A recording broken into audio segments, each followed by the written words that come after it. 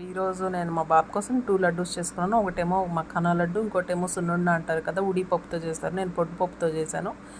So గీ వేసుకొని మంచి consistency వచ్చేదాకా మనం బాగా కలుపుకొని సో ముద్దలు చేసుకోవాలి. ఇది తెలుసు కదా సున్నుండలు, నేను చెప్పనవసరం లేదు. సో నేను బయట ఫుడ్ కంటే ఎక్కువ బేబీకి ఇంట్లో ఫుడ్డే ఎక్కువ ఇస్తాను. సో బయట మ్యాక్సిమం నేను ప్రిఫర్ చెయ్యను.